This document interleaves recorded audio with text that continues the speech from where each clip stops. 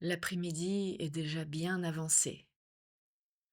On pourrait faire quelque chose, mais on ne va pas le faire. Je me suis allongée sur le canapé.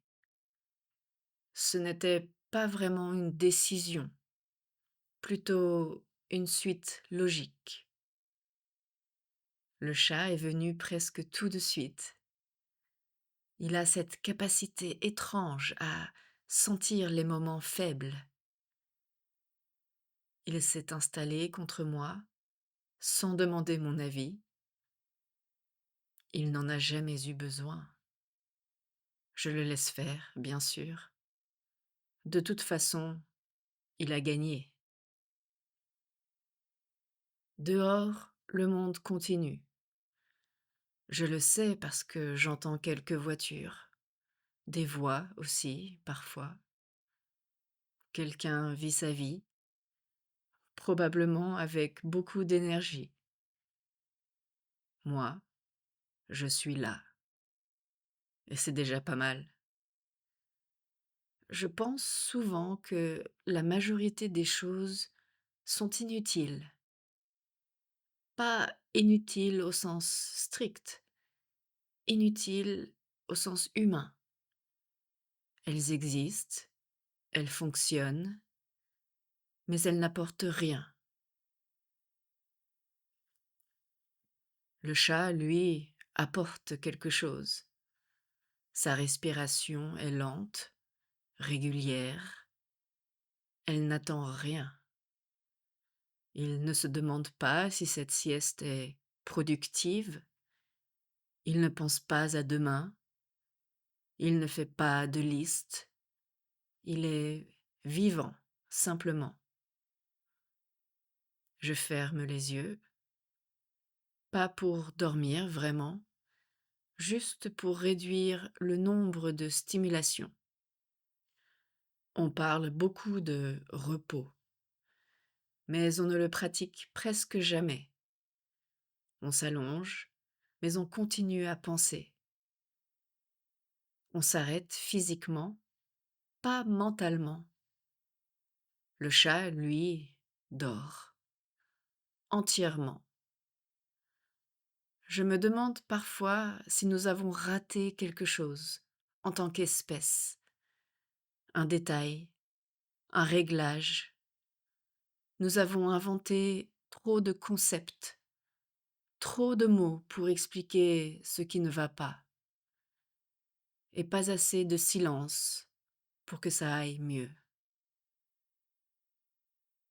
Le canapé est un peu trop mou. Ce n'est pas grave. Le confort parfait n'existe pas. C'est une promesse marketing. Le chat bouge légèrement.